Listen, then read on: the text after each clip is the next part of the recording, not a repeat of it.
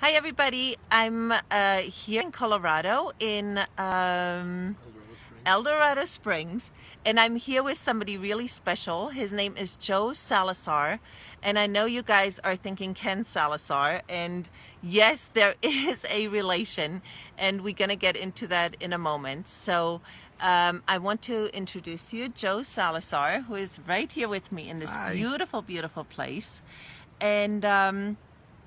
And we wanted to talk about the issues of Colorado specific, but I think first we're going to get just a little bit into what made you want to be in politics.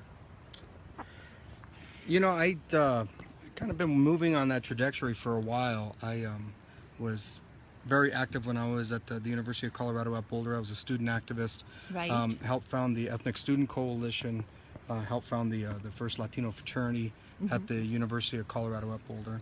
And then I went on to be a civil rights investigator, and then later on went to law school to be a civil rights attorney. I love that. I really do. We need definitely more civil rights lawyers that are very engaged at the same time.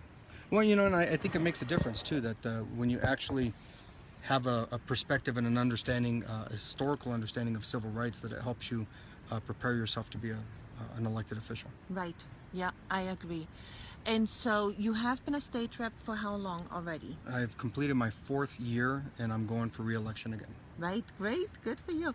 And we were talking briefly how you have a relationship with another Salazar that we all know about, but you can definitely elaborate on that a little bit if you want. Sure. There's a saying in the valley that all Salazars from the valley are related. Ken and I, we are related. We have a common ancestor. We're probably third cousins. I mean, he and I have talked about it. Right. We're not like, first cousins or anything like that, but we know each other. We know each other's families. I love Ken. I really Right. do. He's been a great public servant.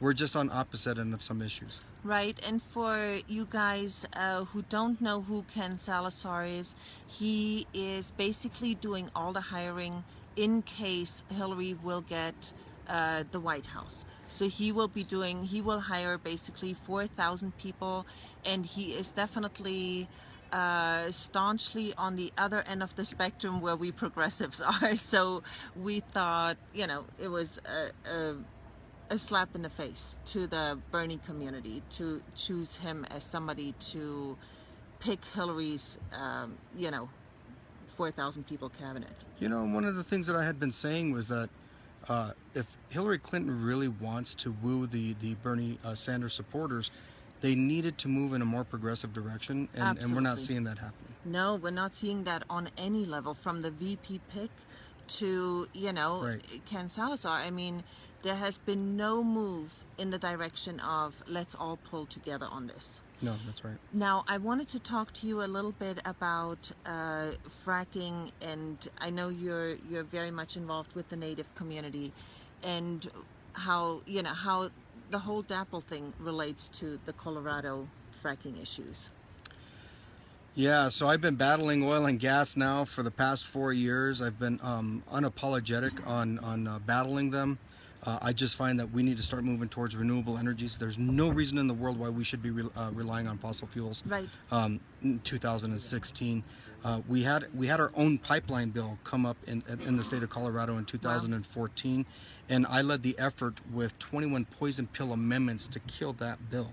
Wow. Because what it did is this bill actually gave the power of eminent domain, the power to condemn people's private property, to oil and gas companies. Oh, Jesus Christ. We need that like a hole in the head, right? And so they were already starting to use that power on the Eastern Plains.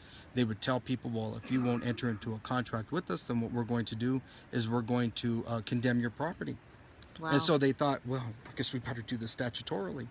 And so they came to the Capitol with that bill, and I had conservative Republicans, people who would never vote for me ever in their lives, asking me for my help to kill that bill. Wow. And we got it killed. Wow, that is so wonderful. Yeah. But are you worried that it might come up again? No.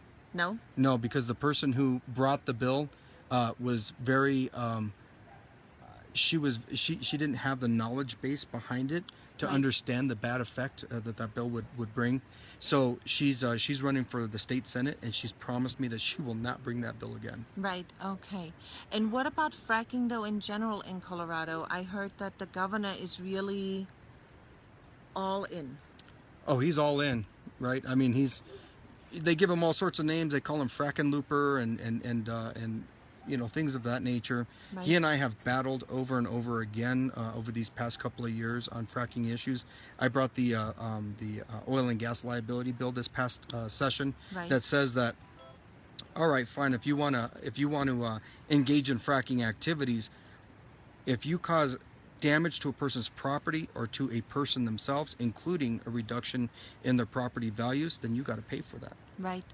And if, as a result of your fracking activities, you cause an earthquake, which we're seeing a lot of in Oklahoma. Oh my God, no kidding. You cause an earthquake, you will be strictly liable for the damage that you caused.